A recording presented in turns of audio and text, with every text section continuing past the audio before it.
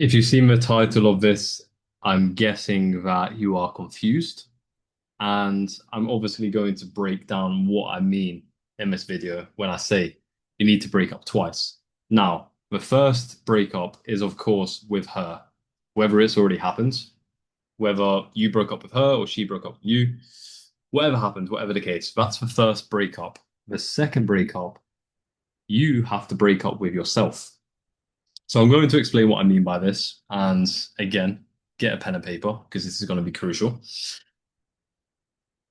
After a breakup, your body goes into fight or flight. Anything traumatic, anything new that happens, your body doesn't know what's happening. So it goes into a state of chaos, overthinking, anxiety, just chaos inside your body. So this is a normal and a natural reaction when we go through something hard, and we need it to survive. It's a survival instinct at the end of the day. But the bad thing is, and this is becoming evidently harder in today's day and age, we shouldn't be stuck in this fight or flight mode for extended periods of time. That is how you create crippling cortisol levels in your body, bad habits, negative thoughts, and in turn, depression can happen through this.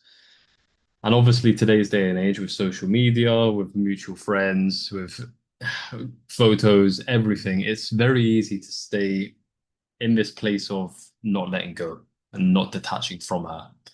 Asking your friends and family how she's doing, if she's moved on, if she's found someone else, what's going on with her life.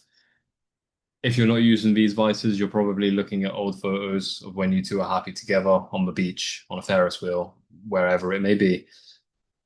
And if you're not doing that, maybe you're checking her social medias 1,000 times a day. But look, the point is this. If you find yourself checking these things or checking on her, chances are you know it's wrong, right? I mean, you know that you need to move from her, but it just feels familiar. It feels like you're getting a relief from it, a temporary instant gratification when you do check up on her. And that is because when your body has gone through this fight or flight stage, it's normalized checking in on her and checking her life because it calms you.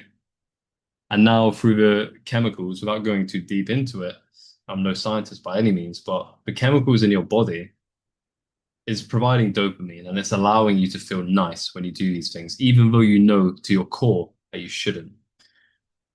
Without this knowledge and realization, it's very easy for me to sit here and say, don't do this, don't do that. Because when these urges come and you don't understand why they're happening, there's no urge control. So, what I want you to do today, and this is why I say break up with yourself, is knowing you have to go against every instinct in your body right now to get over this. Instead of checking her profile, checking how she's doing, all the focus going forwards, at least for the next 90 days, has to be around yourself. I want you to be journaling every single day. How do I feel? What were my thoughts the first moment I woke up? Why was I thinking that way? Meditate on these things. Really sit and think. I've been stuck in this loop for months, years, whatever it may be. Why? Why am I thinking this way? When you start asking yourselves these open-ended questions, you will start to get answers. And once you start to get answers and you start focusing on yourself, that is where success happens in a breakup. You spend 90 days doing this, journaling, going to the gym, eating clean, getting good sleep, sunlight, resting your body, reducing cortisol levels, supplementing, and socializing. Socializing is crucial to moving on. The worst thing, and this ties into not moving on, if you're sitting in your room every single day on your own, not speaking to anyone about yourself, you're going to start overthinking and you're going to fall back into that loop. So, what I recommend is you find one of your trusted friends